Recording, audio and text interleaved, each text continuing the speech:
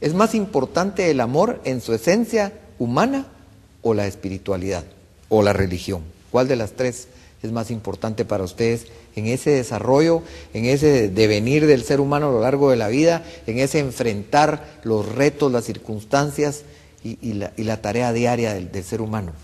¿Y así? Mi visión es integral, o sea, a veces el problema cuando uno quiere hacer desagregaciones es una complicación y una mala respuesta.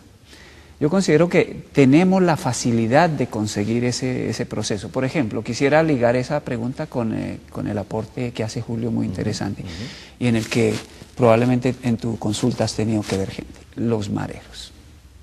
Aquí tenemos gente que piensa que hay una cura para los mareros. Las FARC en Colombia, por ejemplo. Sí, aquí se llama AK-40. Fácil, pero si están o si no te sirve el AK-40, AK-47 y resuelves fácil el asunto. La vida es rápida. Claro, pero es una vida que retrocede mucho porque no vas a acabar, o sea, estás ahondando más el problema. Si miramos, yo he tenido la oportunidad de conversar con mujeres mareras, mujeres que tú las ves y dices, no puede ser que sea marera, y te cuentan la historia y dices, ¿cómo puede llegar a eso?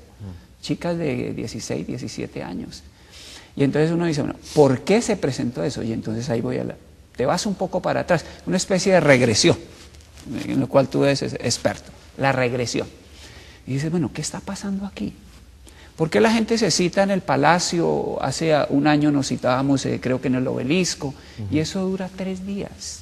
Vamos a ver cuánto dura esa energía, esa posibilidad de decir, quiero continuar en este sueño, queremos un nuevo país. Todo el mundo quiere un nuevo país, pero quiere darlo a través de consejos, porque es más fácil aconsejar. Es más fácil decirle a los otros qué tienen que hacer. Que protagonizar. Que cuando tú tienes que hacer. Ahí es cuando dicen, no, a mí no me interesa que tú me des consejos, yo quiero verte qué haces con tu familia. Y yo quisiera cerrar esto, tal vez para darle a Julio el espacio. Ahí en la familia, cuando uno mira los informes de UNICEF aquí, a los niños les siguen pegando en este país, se les sigue dando madera a los niños.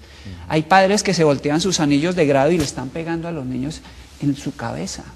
Se sigue maltratando. Como un medio de enseñar autoridad. Y no hablemos de la familia. ¿Qué pasa después de eso? Vamos a los colegios y vamos a la universidad. El modelo se reproduce en nuestras universidades con chicos de 18 y 20 años, y yo que trabajo en las empresas encuentro que el modelo está ahí. A mí me llaman para decirme, Yesid, tenemos excelentes profesionales con maestrías, pero no se pueden llevar bien. ¿Qué es lo que pasa ahí? Tenemos que ir a ver el modelo atrás. ¿De dónde vino ese chico? Está frustrado. Y ahí es donde yo decía, no es solo reconciliarnos con el tema de nuestra guerra y eso, es reconciliarnos con uno mismo. O sea, ¿cuántos gerentes generales en nuestras compañías o presidentes de compañía están frustrados? Veía una señora, porque el día de su primera comunión a ella no le pusieron vestido ni le celebraron. Y alguien diría, ¿pero qué tiene que ver una primera comunión con una gerente general? Muchísimo. Es un evento crucial. Y detrás de eso hay una cantidad de cosas. Entonces, yo diría, esa actividad hay que verla mucho más amplia, decir, bueno, ¿a qué tipo de héroe estamos ligando el guatemalteco? ¿A quién estamos siguiendo? ¿Quiénes son? Y yo por eso digo, uno tiene que ser positivo, pero este país ha mostrado cantidad de gente que se convierte en un modelo.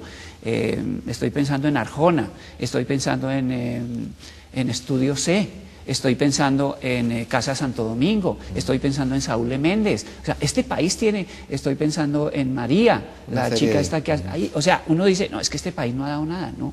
Por fuera este país es conocido por, yo en el libro trato de explicar eso, es un país chispudo. Y yo digo, pues apliquemos esa cuestión que se llama, yo a veces ni la entiendo, pero trato de comprenderla, hagámoslo aquí al interior, seamos chispudos en el proceso de creatividad. Y probablemente eso lo liga a uno a una actividad de amor y a una actividad espiritual. Nosotros trabajamos, este libro de La Puerta comenzó un poco con lo que sucedía con nosotros. Y una noche con mi esposa dijimos, oiga, prendimos la luz y empezamos a decir, bueno, ¿qué está pasando?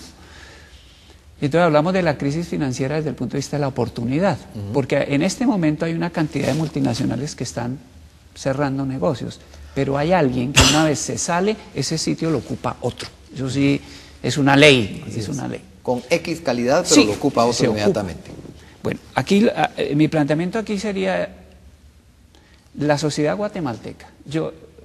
a mí me sorprende mucho ir al interior y a pocos kilómetros ver diferentes trajes de colores, hombres vestidos con faldas. Eso le encanta al turista. El turista no viene aquí a ver los malls, los últimos malls, el Pradera Concepción, no. Viene y se va a una cantidad de lugares. Tal vez eso no lo hemos entendido todavía nosotros. Los guatemaltecos no lo hemos entendido muy bien. Aquí hay una línea en la que hay que trabajar muy fuerte y es aprender a convivir con la diferencia de este país.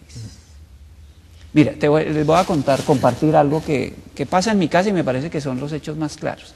Nosotros tenemos una niña que ahora tiene 8 años. Hace 2 años llegó con una historia que contaron en su colegio. Los indígenas huelen feo. ¿Cómo podemos imaginar que niños de 6 o 7 años inventen de dónde sale la historia? O que vayan a ser capaces de procesar la verdadera diferencia. Exactamente. ¿Y qué estás creando tú ahí? Bueno, hablando de la educación, yo trabajo en varias universidades aquí. En unas universidades de este país no se permite la entrada del huipil, ni que toque la puerta.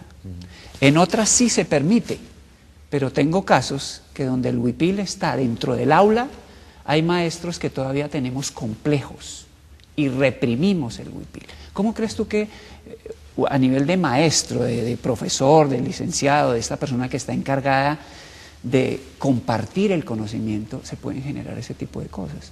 Mientras nosotros no aprendamos a convivir con esa diferencia, que hay que verla desde la oportunidad como riqueza. Si vemos varias sociedades en el mundo, han crecido en función a la diferencia, no en función a la homogeneidad.